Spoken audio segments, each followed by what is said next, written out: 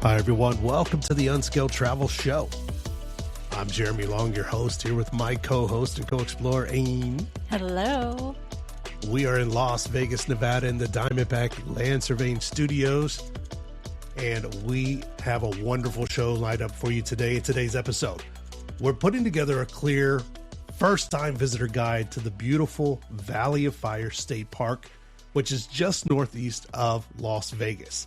Okay, we're going to break down how it's laid out, when we think the best time to go is, how to experience it without rushing through the highlights or really kind of melting into the sandstone out there, from the essential stops and hikes to the deeper history of the land and what's worth seeing just beyond the park. This is a practical, no-nonsense way to plan a visit that actually kind of makes sense when you look at it, which is unusual for our show. We don't make a lot of sense on this silly little show, do we? This silly little show of ours. Valley of Fire is, without a doubt, I think, one of our favorite places that is outside of Las Vegas. Yeah. Even though it has been a while between our most recent trip and the trip before that, it's regularly one of our, I guess, our favorite stops. Yeah. Whenever we think of things off the strip. It's a fun, weekend day trip for us to get out there. And I know a lot of people that when they come to Vegas for various reasons, they always make a point to go out to Valley of Fire because it is so beautiful. And there is a lot of different things to see. And even if you've seen something before, it's always just really, really cool to see it again. Yeah. And we'll get into why they call it Valley of Fire and all the history here in just a second. And a little bit later on the show, we'll give you those essential places you're not going to want to miss. But I think it goes without saying that maybe other than like the Hoover Dam, Valley of Fire is probably one of the most favorite stops and things to do for people, like just for tourists coming in as well. Right. When they book tours to do things and excursions to do off strip, this is without a doubt, I mean, is one of the most popular locales to go visit and grab pictures and kind of see. I mean, it's just far enough outside of the city that you instantly recognize you are no longer in Las Vegas, but it's not so far that you feel like you're driving forever just to do something and now you have to come back into the city. But when we were just there and when we've been there in the past, we have seen tour groups out there. We've seen people in the small rented RVs out there. So it is a really popular place for visitors to go check it out, because if you've never been to the American Southwest, there's nothing else like it that I've ever seen. Just the colors of the rocks and the formations. It's beautiful. And there's so many different places around here to go see things, and they're all slightly unique. So Valley of Fire is definitely a stop you should make if you've never been there. Well, the Valley of Fire is Nevada's oldest state park. I don't know if you knew that. It was officially designated in 1935. It was created to kind of preserve this landscape that we're going to talk about, that early visitors immediately recognize as visually and geologically unique. And the term Valley of Fire, when it first started being called this, now I think the one of the main roads. Now this state park is small. It's small, but it's dense. It's like densely populated, like with sites and trails and all of that. They first put a road out there, I believe, in like 1912. And it was in the 1920s that officials from AAA first started designating it Valley of Fire. And it got that designation because of the bright red Aztec sandstone that makes up this entire park. And it's like, I think it's a little less than 50,000 acres, which is still sizable, but it's not a huge state park that you're going to take days to kind of cover.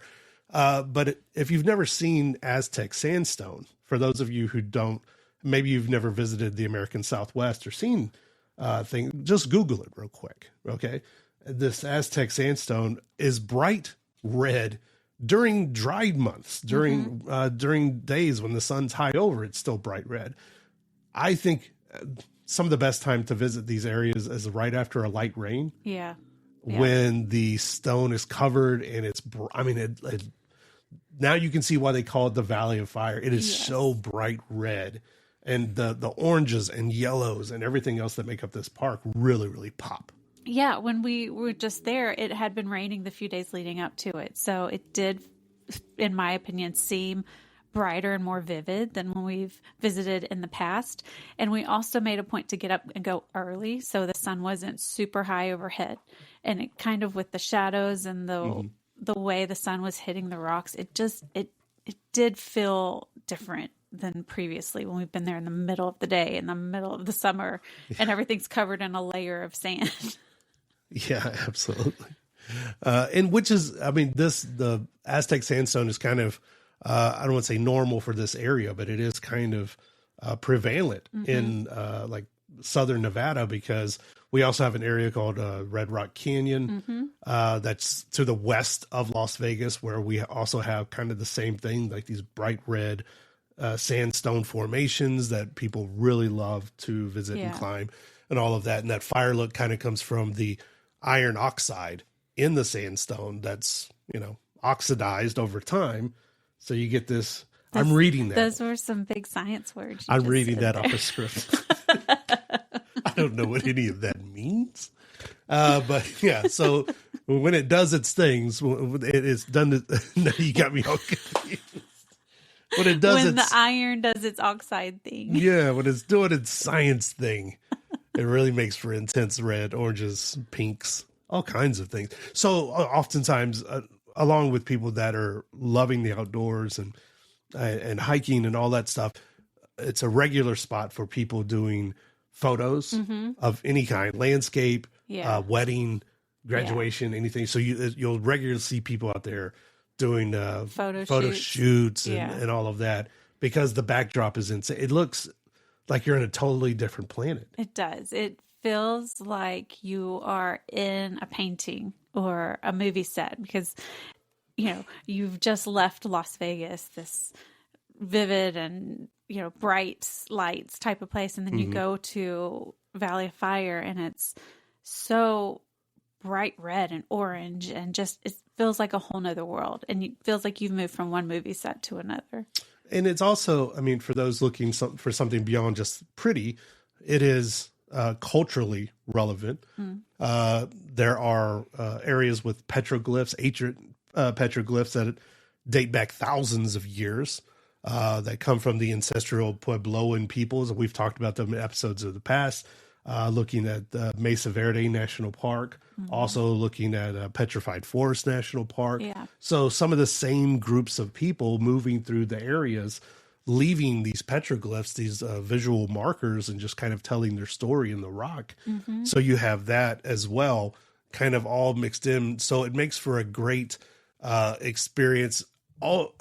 At time now, I think almost 1 million people visit Valley of Fire every single year. Really? Yeah. Oh, okay. With a good portion of those being people from out of state, these visitors from off the strip that find these tours, which, I mean, again, you could do a quick Google search. If you're planning to visit Vegas, you can find all kinds of tour groups offering anything from, 4-hour trips to all-day trips. Right. Where they'll pick you up from whatever casino you're in, bring you to the park, show you the sights, and bring you back. Yeah, I think it's one of those parks, though, you can do it in a day, or you could spend multiple days there if you want to get into all the various hikes. So it really is, what are you trying to get out of your trip? Do you want to see the top sites, or do you really want to be a part of the park and hike through it? And like I said, it's relatively compact, but it's dense. So the major stops are all kind of clustered together along this one major scenic drive.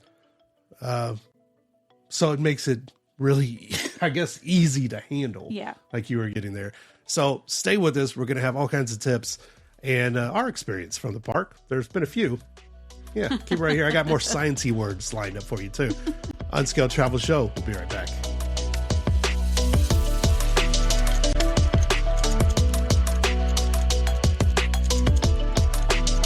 Unscaled Travel Show is brought to you by Diamondback Land Surveying. For all your land surveying needs, contact Diamondback Land Surveying at 702-823-DBLS.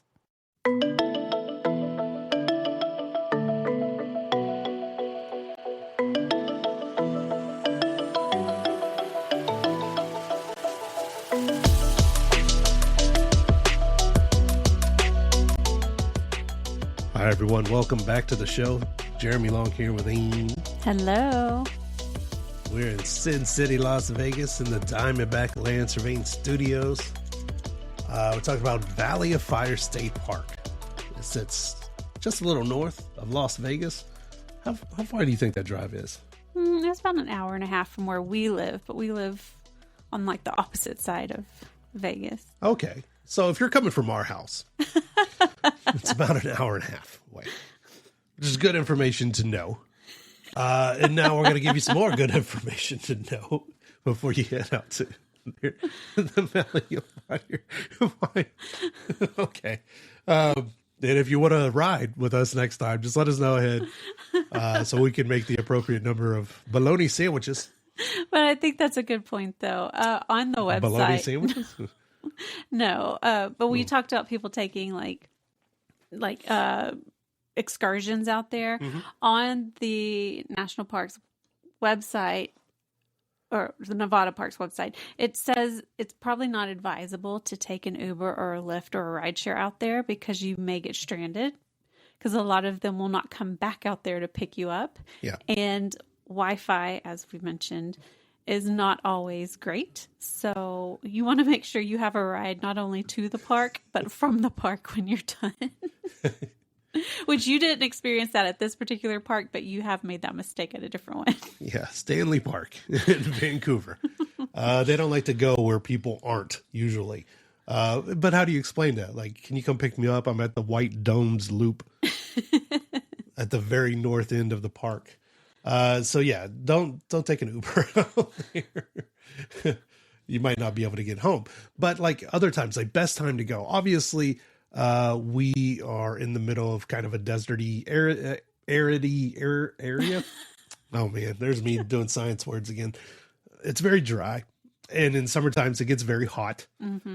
So, and even though Valley of Fire in the summertime is still a very popular stop, you know, it's one of those things where you have to keep in mind the temperatures soar. There is very little shade, if any, on most of the trails. People go out there all the time with a single bottle of water. Or like one time we saw this family carrying, they each had like a 2 liter of Coca-Cola. I'm not even joking. I forgot about that. And they were just walking through the desert. Like, I don't know if this was a one-way trip for them. I forgot about no that. judgment, if they were thinking a meteor or something was going to pick them up. But we saw that. Don't do that. I'm going to say don't do that. But the ideal time, if you can swing it, if you are here for that period of time, is usually going to be between October and April when the temperatures are a lot more manageable. Right. Yes, it does snow out there on occasion. Yes, the temperatures can drop. But our last visit was in January of 26. And the weekend we went wasn't necessarily cold. It was just kind of like maybe mid 60s. Yeah. Whenever we went at the high point. And once we got out on the trails, I mean, we were kind of, we had light jackets on, but perspiring. As we were, the one hike we did that time, we ended up taking our jackets off. But we have also gone in the middle of summer when temperatures are over 110 degrees Fahrenheit. Yeah. And for our friends who don't use Fahrenheit, that's like 45 degrees Celsius. It's very, very hot. That's like wicked hot. So you really don't want to be stuck on one of these trails with limited water when it's that hot and there's no shade. So if you're here in the summer, definitely try to get out there earlier in the day or later in the afternoon when the temperatures start dropping a little bit. Yes, absolutely. So temperatures and seasons, entries. So entry points. There's an east and a west entrance. Those are the 2 entrances to the park. The west entrance is the one most people use. It's the one coming up Interstate 15 from Las Vegas. The east entrance is facing the northernmost part of Lake Mead. Right. So if you also want to see Lake Mead, you can leave the park and go see the northern part of the lake out there. Entrance fees are $10 per car. Nevada residents... It's $10 for Nevada residents. It's $15 a car for non-Nevada residents. Oh, look at you. Yeah. Look at you knowing things. Come on. And also a good point, because we always visit our national parks and we always carry the America the Beautiful pass. That doesn't work at the state park. Right. It does work, but you have to check on the website. For not the all America state parks except America the Beautiful. And they do advise that you pay in cash. Yeah, they accept debit cards, things like that. But again, the Wi-Fi spotty, so it might take you a minute to get for your payment to go through. I still think they should break it up into a cash line and a debit card line, because we happened to have cash the last time and we just flew right through. Yeah, but the line was pretty long when we pulled up, because I guess people were trying to pay. It has to connect like every single time, which is, you and I talked about it while we were sitting in that line. And I was like, it's kind of crazy that our national parks are all moving to this cashless system. But the Wi-Fi is so bad, and you have to connect to do every single one of these. Did you notice they had signs that you can now pay to have Wi-Fi in the park? And I went to the website and it didn't work. Oh, really? So I thought that was funny. Like, they recognize that they don't have to really cell service in the park. So now they're offering Wi-Fi, which you have to pay to use. And the Wi-Fi wasn't even working. Well, it's a brave new world out there. Inside the park, there's no gas stations or anything like that.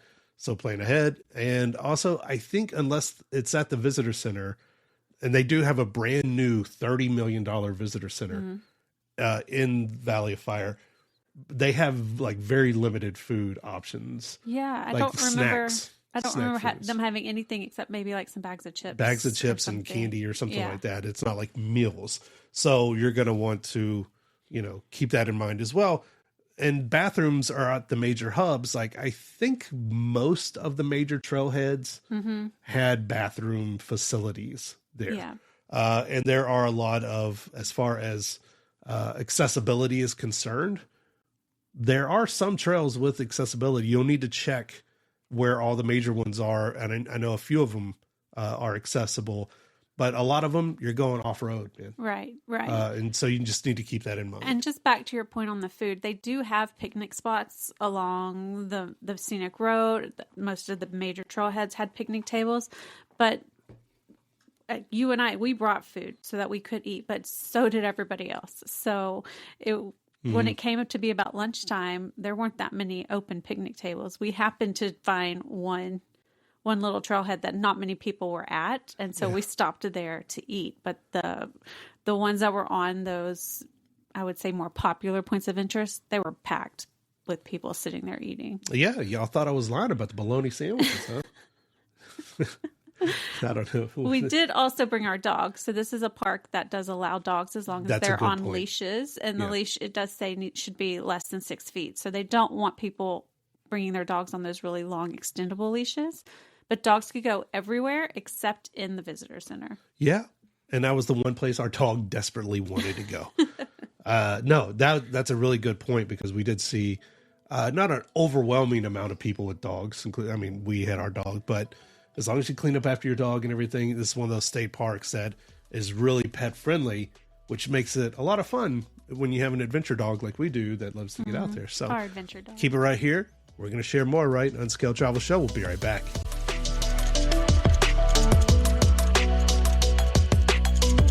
Unscaled Travel Show is brought to you by Diamondback Land Surveying. For all your land surveying needs, contact Diamondback Land Surveying at 702-823-DBLS.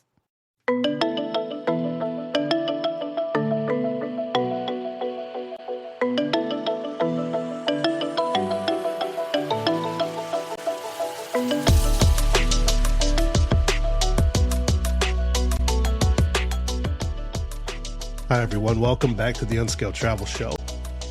Check us out online, unscaledtravelshow.com. All of our past episodes, interviews, points of interest, LinkedIn profiles, all that stuff. Right there online. Thank you so much for all of our new subscribers on, we put all of our episodes on all the major podcasting platforms out there. Thank you so much for subscribing, sharing the show. Need some more people to leave some reviews, some good reviews anyway. That helps. So we're talking about the Valley of Fire that sits north of Las Vegas. It's a really popular stop, sees about 1 million people a year and growing. That's why they just unveiled this new $30 million visitor center. The old visitor center was opened in, I believe, in the late 60s. Oh, okay. But it was equipped to handle about 25,000 people a year. It was small, and it's still there. They haven't torn it down yet. It sits at the bottom of, the park basically consists of 2 roads. Yeah. 2 major roads, and everything just kind of branches off of there, right? It sits at the bottom, at the intersection between these 2 roads. You can still visit it. It's still there. The bathrooms and facilities work and all of that stuff, but it wasn't really meant to handle all the people that it did handle for decades and decades. So now this new one just opened up, I believe last year, November of 2025 it opened. So it was brand new when we visited last time, but it does, it kind of represents like a landmark achievement in this area, in the preservation and the continued preservation of the Valley of Fire, and the state's commitment to keeping it operating at a high level for visitors. Especially, I mean, we live in times where every time that there's economic hardship, one of the first things that gets cuts are our state parks, national parks. The budget's there. I mean, I hate it, especially as a person that loves the outdoors as much as we do. But you can see the renewed interest and trust and everything that our state is having in these lands that are these public lands. So we want to make use of these new things. So when you go in, if you go through the western entrance, it's the first thing you're going to run into now. It's right there. We were there on a random Saturday in January, and we went first thing in the morning, and there was a good number of people already in there in the visitor center checking it out. They have the whole kind of museum side of it, which talks about the rocks and the formations and the peoples of the times, and just kind of explains the whole area. And it really is interesting for you to learn this before you get out there. It gives it some context, and it gives you a good understanding of what you're about to encounter, instead of just driving through this landscape and like, oh, that's pretty. Yeah. Like, it kind of shows you how it was formed and the science behind it, you and your sciencey words. Thank you. But it was very interesting to do all that and then get out into the park. But they also have an information desk, and there were people there giving advice on, if you want to see things, these are the best stops to go to, or, if you only have this amount of time, this is what I recommend. So you can also get a little bit of a personalized itinerary in there if you need to do that. And it looked like we didn't stop for every little thing, but they had like a theater area. And I don't know what was on the film, because like I said, we didn't stop and view the film, but I imagine it's a visual representation of that too. Like how the area was formed, the peoples that passed through there, what it means today, and how you kind of consume all these things and put it all together. Right. And on that, they do also offer guided tours. You can reserve your spot on their website, and they do daytime tours, evening tours with a guide that will talk to you a bit about specific things that you're seeing, teach you some of that stuff that you would be seeing in the museum part. So if you are interested in that, I think this is a great state park to get a little more down into the history and the science of it, because they offer a whole lot of information. It's not just a scenic drive. Yeah.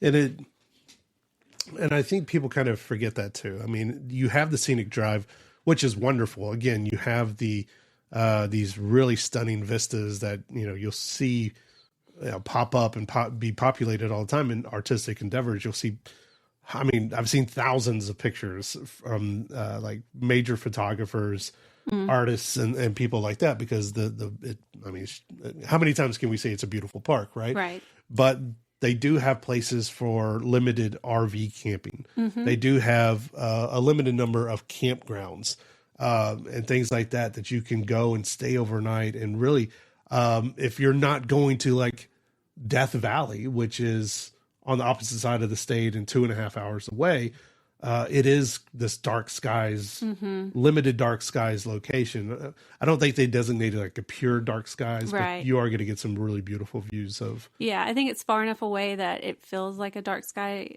area, but it isn't quite far enough away to have that designation. But there's just, for it being such a small park, as you were saying earlier, there is quite a bit of things to see, and there are a lot of different trails. And we didn't go on that many of the trails because that's just not why we were there this last time.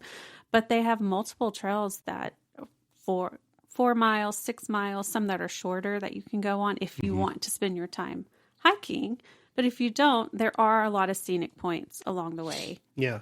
And that's a good point about the trails. And I think we'll get into some of the trails that we've been on. But I think the longest trail is 6 miles. Right. The rest of them are right in that like 4 mile range and then shorter.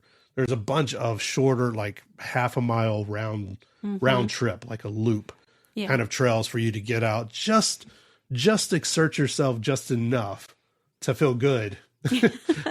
To feel good, like, oh, I've done something today. But not like, oh my God, I should have prepared 8 months in advance. Well, and some of the scenic stuff is right there on the side of the road. So you just hop out of your car, take a picture. But then some of it is a little bit of a walk. So you park and you have to walk a bit to take your photo. So it's a little bit of everything in this all park. Kind of rolled into one. And equestrian. Yeah. You can ride horses out there. You can, yeah. It's not in the park, but they have places where you can go on horse riding trails and do that whole thing. That's still one thing we need to do. All right? Okay, let's get on Maybe that. next time. Unscaled Travel Show. We'll be right back.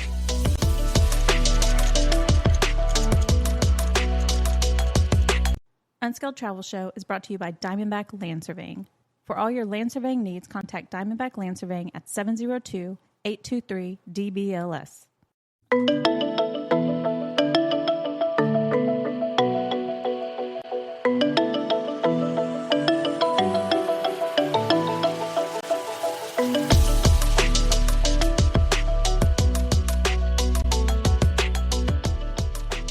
Hi, everyone. Welcome back to the show. Jeremy Long here with his co-explorer, Amy. Hello. In Sin City, Las Vegas, in the Diamondback Land Surveying Studios. Let's get into the good stuff. The essential stops. Like, where do we think people should go? This is a big deal. Like, this is a lot of power comes here. Tell people. We're going to tell them and they're going to do it. That's it. Here's what you should do.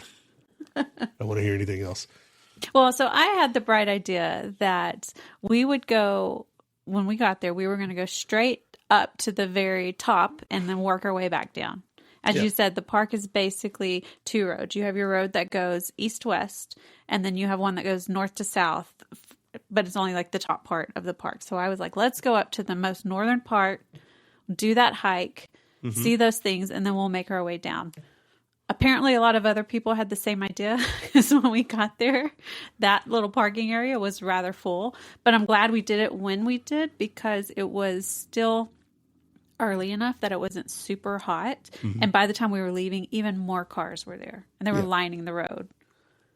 So if you take that road, the most northern part of it, you go to the end of it, and that is the White Domes Loop. Which is a pretty manageable loop for most people. It's a mile in total for the loop, and for the most part, I mean, there is a small section where you're scrambling down some rocks or up some rocks depending on which way you're going, which might, again, be some mobility issues there. But you could actually do this loop and avoid that section completely if you go kind of the opposite way. Yeah.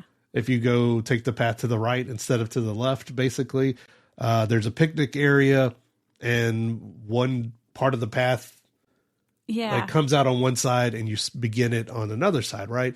So if you avoid the most natural feel, I guess, where it says the start loop if you avoid that part, like you don't have to do the rock scrambles. Yeah. So when we pulled up, we noticed people were coming out from the right of the picnic tables, and we were like, I wonder where they're coming from. We didn't realize that's the end of the loop. It brings you back around, but it does kind of feel like you're just walking up to the road from nowhere. It is. But if you don't want to scramble, as you were saying, just take that part. You can walk 2/3 of the loop and then just circle back and come out. And it's relatively flat, that whole part of it. And you get a good mix. I mean, you get a good mix of walking through the canyons, and you see the white domes.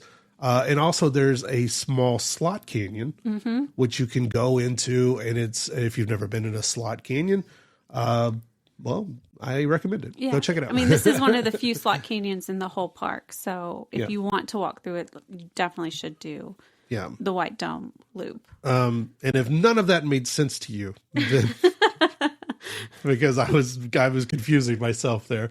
If none of that makes sense to you, if you're looking at the trail, go to the right. Just don't go to the left. Go to the right for an easier time.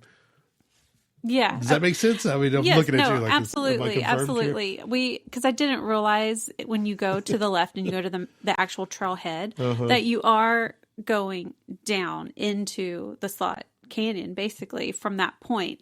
But if you were to go to the right, the opposite direction, it's a much more gradual path. You're not having to climb over rocks to get down there. So it all depends on your level of exertion that you're willing to do. But I highly recommend, like, the White Domes is probably one of my favorites because it is easily accessible by everyone, and it's quick, and it's still beautiful. The other one that you'll pass, I guess, on the way coming back that I highly recommend is the Rainbow Vista Trail.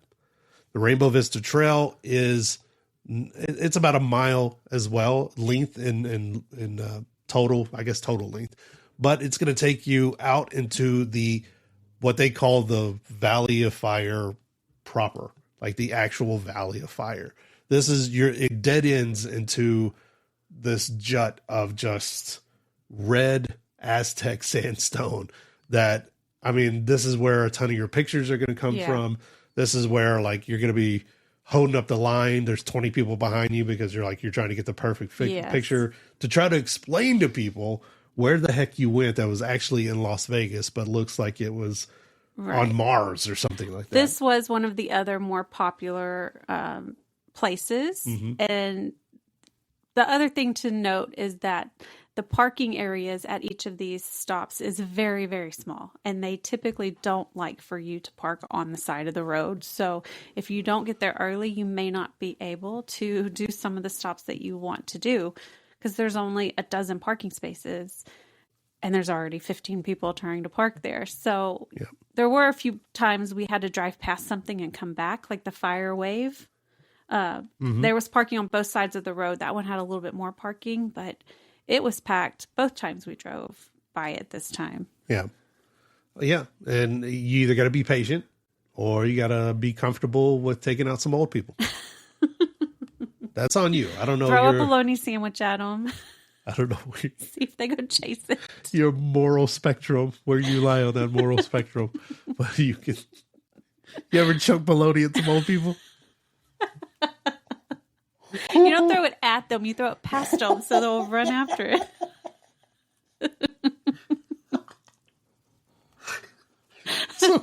Some wheat pennies. Give them a Werther's. So dumb. Oh my god. I'm sorry if you're older. That just tickled me. I don't know why. So if you're done, throw a Werther's at old people. We got to move on. Okay, Rainbow Vista Trail. Anyway, so unlike the White Domes, the Rainbow Vista, you actually I keep going back to the mobility issues because people need to, I guess, be prepared. If you're going to do hiking out there, you need to be prepared. But that has a little bit more sand to the walk. As does the next one. The Mouse's Tank is more sandy. Yeah, the ground you're going to be traversing is more sand. So we'll talk about that. I got to take a break. Werther's originally, you're making me wheeze. Oh my gosh. I'll throw Werther's at you. That's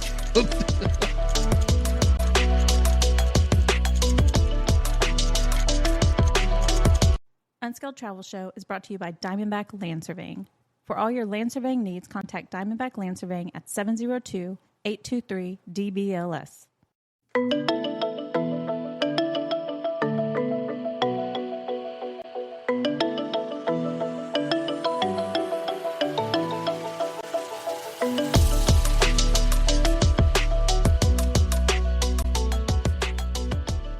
Hi, everyone. Welcome back to the show.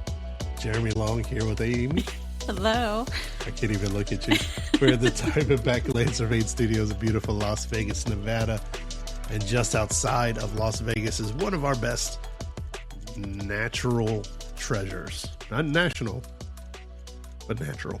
It is one of the most popular stops off the famed Las Vegas Strip. I say right up there with the Hoover Dam. Actually, probably surpassing the Hoover Dam. People make it an essential stop, and that's what we're also giving you, essential stops inside the Valley of Fire. We're talking about the Rainbow Vista Trail, Mouse Tank. We also kind of mentioned that one. Mouse Tanks is a little bit different. It's just southeast.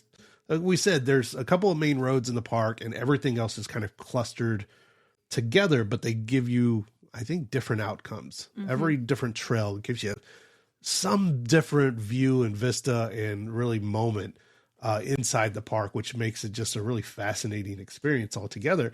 But if you're going to go out there, you should be forewarned, like not every hike is the same, right? As far as what you're walking on.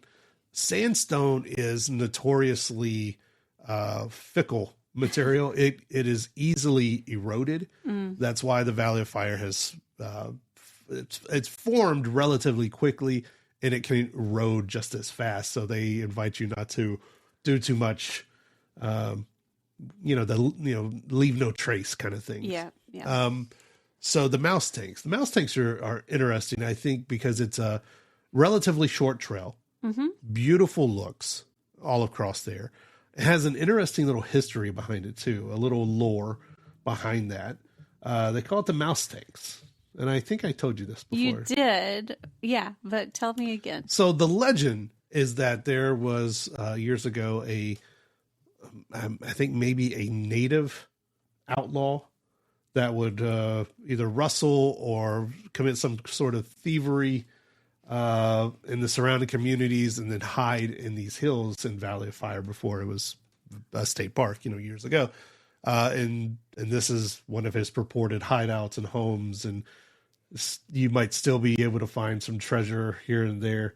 Not like gold doubloons or anything, but like, valuables that you would find from like the 1800s and stuff. But they called him Mouse? His nickname was Mouse. Okay. And so now you have the mouse tanks. Interesting. Now, some areas say that none of this happened. Some of them, whatever. But some of them swear by it. I think that was the first time we went out to Valley of Fire. That was the first hike that we did. Yeah. And it's a relatively short hike. It's only about half a mile, but it felt much longer because a big portion of it is sand. Yeah. You're walking through sand. And that's something, if you look on the state park's website, it does say due to heat, like weather conditions and terrain, some of these trails will feel a lot longer than they actually are. Absolutely. If you're not a hiker, though, there's lots of things that you can just drive up to and see. Yeah, absolutely. And I mean, again, that kind of the point is like prepare accordingly. Like we went out specifically most times, okay, we're going to go at least do one or two hikes or whatever. We've gone out before, like we're not doing any hikes. Mm-hmm. And then at the last minute, we've popped out and said, okay, let's go do this one because it's only, 0.5 miles or whatever. Yeah. And like, you can get it done. I was in blue jeans and I was in my heavy swimming jeans, like my thick old with no water, Walmart mud jeans, Stop. Lee jeans, denim, solid. But back to what we were saying. Oh yes. Anyway. If you don't want to hike, don't wear high heels out there. No, that is a definite. I would wear appropriate shoes. But if you don't want to hike, there are a lot of, because it is a scenic drive, there are a lot of scenic vistas and overlooks that you can just drive right up to and park. And then some of these really, really neat rock formations that are right there on the side of the road. Yeah.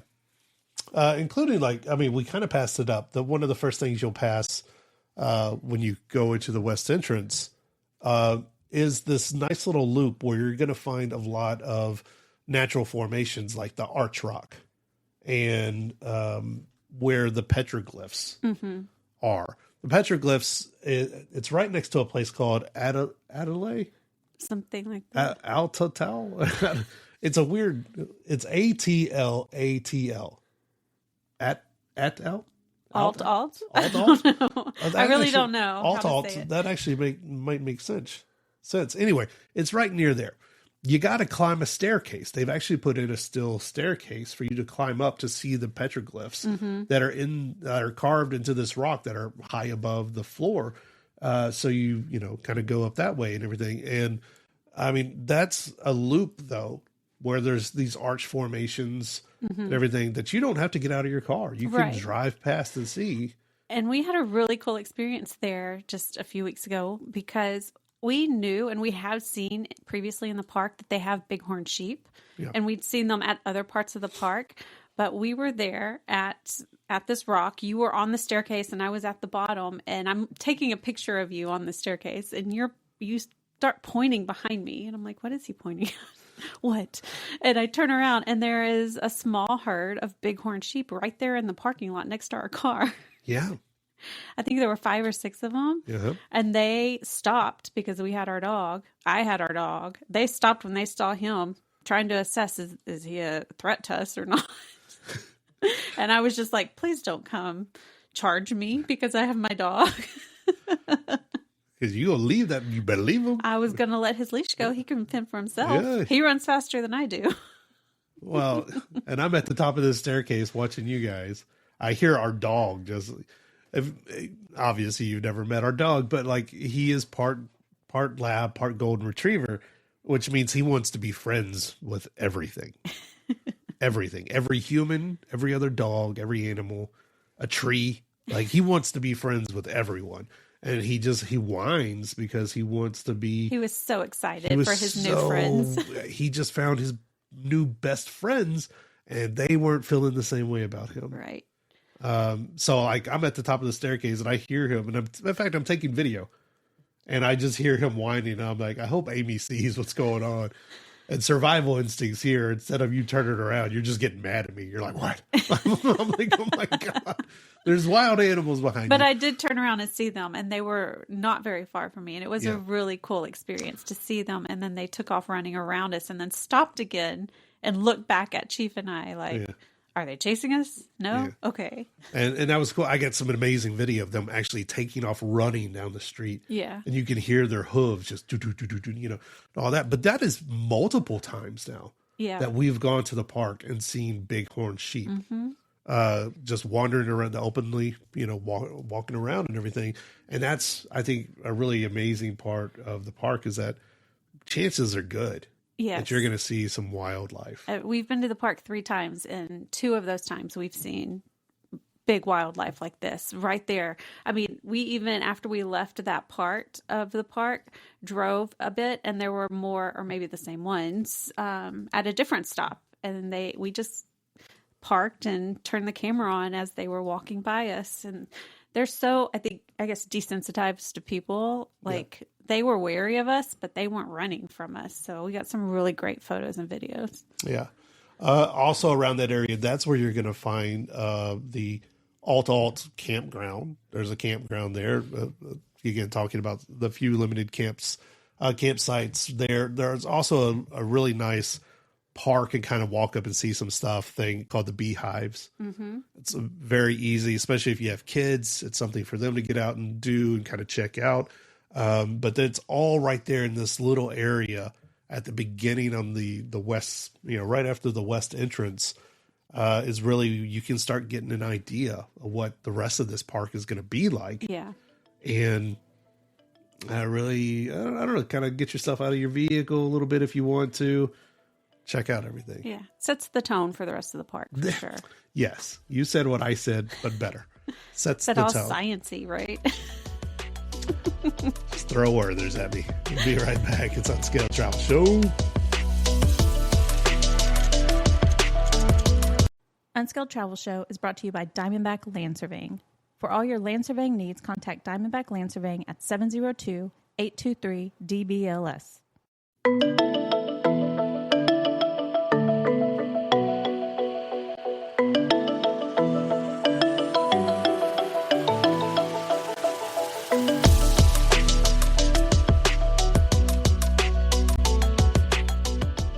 Hi, everyone. Welcome back to the Unscaled Travel Show.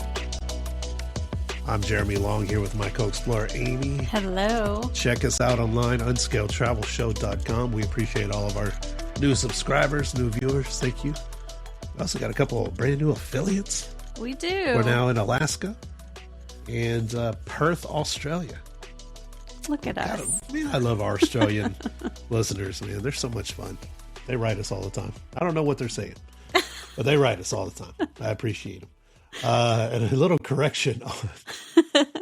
Well, no, we said it was alt. Rock? Well, I said that's not how you say it.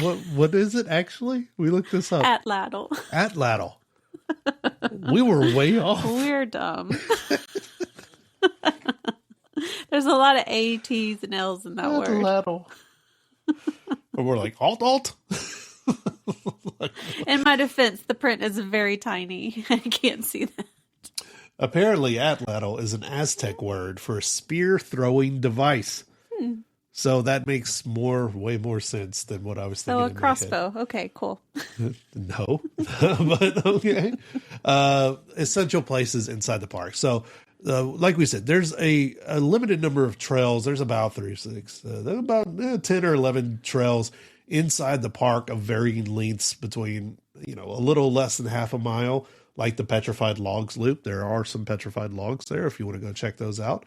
They're sitting around not doing much. And then there's a couple that are a little bit longer. The longest one is the Old Arrowhead Road, which runs about 6 miles and just kind of cuts through the southern part of the park. On the east side, closer to the eastern entrance, is where you're probably one of the most famous rock formations out there. Mm-hmm. Most people make it a quick stop because it is like literally on the side of the road, and that's Elephant Rock. Right. Yeah.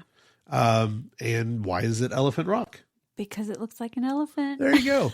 Certain angles, it looks like an elephant with its trunk like on the ground and everything, and it's a really beautiful formation. Don't do like most people and try to climb it. Stay off of it. There were quite a few people walking around it when we were there, but you parked on the side of the road. We hopped out, snapped a photo, got right back in the car. Like, this isn't a stop that you're going to spend a whole lot of time at. However, it is right there at the east entrance, and there is a parking area, and you can park at that little parking lot. And there's a few other little rock formations over there you can walk through. And right there are 2 small trails. There's the Elephant Rock Loop, which is a little over a mile, and it's the beginning of the Old Arrowhead Road. If you plan on taking that trail through the park, you can just park right there in that parking lot, and there you go. You have instant access to a couple of trails. So, like we said, I mean, along with maybe the Seven Sisters, maybe the Lone Rock, and a few things like that, which the Lone Rock is just a giant. It's just a big rock. It's just a giant rock. It's a big rock on the side of the road. And people were literally camping around it. You were upset. She wanted to I wanted to take a picture, and these people had tents set up all the way around it, which I thought was rude. But we did drive right past that to the cabins, which is a set of, I guess, cabin ruins from hundreds of years ago, but it looks like they've been modified to be used more recently because it looked like they had added some fireplaces in there. Maybe these were ranger stations. That's what I would think. Like early in the park's history, maybe they turned them into ranger stations. Now they don't use them for that, obviously, but because the fireplaces inside of them look really more modern. Right. But it did look like, I mean, if that was your post back in the day, man, that must have been really awesome. Yeah, and there were some beautiful trails that went off from there too. Like you could do some rock scrambling into the park, and there is a trail that goes off from that area called the Natural Arches Trail. Mm-hmm. And it is supposed to be one of the most beautiful hikes because it does have several of the natural arches along that trail, like the one that at the entrance on the west side. And I think the most famous of all is probably the Fire Wave. Right. The Fire Wave Trail and experience is something that shouldn't be passed up. Everyone should do it at least once. It's oftentimes the most popular stop in the park. This is where you're going to get this. I mean, they are absolutely stunning pictures of, it looks like a big wave of fire going across the rocks. It's often compared to the wave that's out in Arizona. That's near Page. And that you can get that on a smaller scale inside the Valley of Fire. So that's one of those places that you should absolutely stop by, but get there early, right? Because it fills up very fast. And again, parking is limited. So you want to hit that super early. There's an overlook that I feel is underrated. And we had not stopped there previously, but we did this last time. But the Fire Canyon overlook. It's Fire Canyon and Silicate Dome. So it's one road that goes off and there's a parking lot. But then there's kind of two little trails, one that faces north and one that faces south. Yeah. And the south one faces down into that Rainbow Vista trail area. And that was, to me, probably the most beautiful overlook of all the ones that we saw at that park. Yeah. Yeah. Like you said, I mean, you view right inside the, or where the trail would end, where the Valley of Fire, quote unquote, is. That's what you're looking into from this side. But you're not having to do the trail. You're just giving up a little distance. So if you have one of those really, really nice cameras, a really nice zoom lens, it may not make a difference to you. So like view it from there, or it just gives you a totally different perspective from right up the road. Yeah. A little bit, giving you a little bit of distance. But yeah, that's a good point. And it was a lot less crowded. It wasn't very crowded because most people were doing the Rainbow Trail, which was literally the next little stop. Yeah. And I think they were skipping this because then, it's just the overlook into the trail that we just did. But seeing it from a different perspective and looking down on it, it was beautiful. Yeah, I believe so. You believe so? I believe everything you're saying right now. Yes. Turning my attention to outside of the park, because there are some areas outside of the park that if you are in your own vehicle, or like I said, you have taken out some elderly folk and you've taken their car, don't do that. Do not say I did that. I told you to do that. Right next door is where you're going to find like what they call the Moapa Valley. And these are going to be small communities like Logandale and Overton, in which Valley of Fire, if you look at their address, it's Overton. It's actually Overton. Yeah. So you have these little communities that run along this valley called the Moapa Valley. And you'll actually find one of Nevada's most endearing ghost towns in St. Thomas, which is right out there as well. And St. Thomas is unique because with the creation of Lake Mead, it was a flourishing community before the Hoover Dam was created, which in turn created Lake Mead.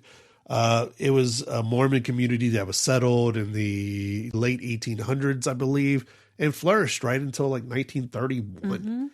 And then with the creation of, again, Lake Mead, it basically submerged the town and kind of preserved it. It did. For a short time. You go out there now because the waters of the lake have receded, and you have a lot of foundations and structurally it's all there. And they've put up a lot of history markers and everything. It's a fascinating walkthrough. It really is. And it's literally right outside of the East Gate to Valley of Fire. Like you come out onto the main road and you head towards Lake Mead, and it is the first little road you come to. Now, it is a little bit of a walk. So from the parking area, you do have to descend down into what was the lake bed. So it is a little bit of a walk to get out there. But once you're on the actual like old town, it makes its own loop that I think is about roughly a mile. And there's so many different ruins of buildings. Like there's quite a bit to see. And you and I were even commenting on placement of tree trunks. Like it looks like they intentionally planted trees in rows along the streets. You can just, you can really see how the town was set up from what's still there, which was very, very interesting. I thought, oh, it's going to be like one little ruin, but no, there was at least a dozen buildings. And I've seen different things. Like, you know, some people were like, oh, there was just the ruins of this building or whatever. But if you do any kind of research into St. Thomas, it's a very, very interesting look into the history and a little bit of the controversy around the creation of Hoover Dam and how they just kind of didn't give people any kind of choice. They were like, sorry, we're going to flood your town. Got to move. You got to go. Yeah. And how it might have been tied up into unpaid taxes to the American government as well. A little bit of conspiracy there for you nuts. Unscaled Travel Show. I hope you guys had fun. We'll see you next time. Throw Werthers at your elderly.